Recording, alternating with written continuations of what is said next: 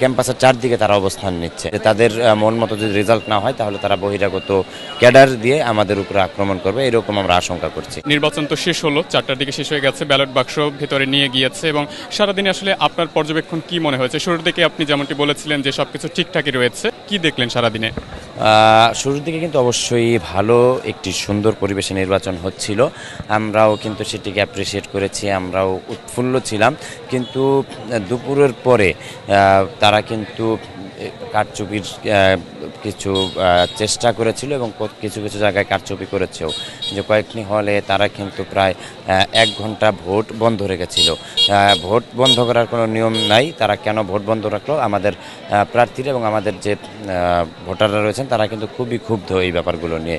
আপনারা দেখবেন বিশ্ববিদ্যালয়ের চারদিকে তাদের নেতাকর্মীরা তারা কিন্তু একদম মহড়া দিচ্ছে।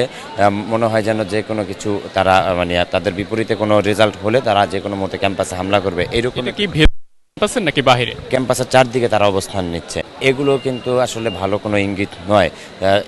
এটা তারা যেমন ইঙ্গিত দিচ্ছে যে তাদের মন মতো যদি রেজাল্ট না হয় তাহলে তারা বহিরাগত ক্যাডার দিয়ে আমাদের উপরে আক্রমণ করবে, এরকম আমরা আশঙ্কা করছি। সেক্ষেত্রে ছাত্রদল বা আপনাদের পক্ষ থেকে কি অবস্থান নেবেন? আমরা তো ভাই আসলে তাদের মতো এরকম ক্যাডার বাহিনী নিয়ে হামলা করতে পারবো না। আমরা আইন শৃঙ্খলা বাহিনীর আশ্রয় নিয়েছি, আমরা সংবাদ সম্মেলনের মাধ্যমে আইন শৃঙ্খলা বাহিনীর কাছে এই কথাগুলো জানিয়েছি এবং তাদেরকে সর্বোচ্চ সতর্ক থাকার জন্য আহ্বান জানিয়েছি।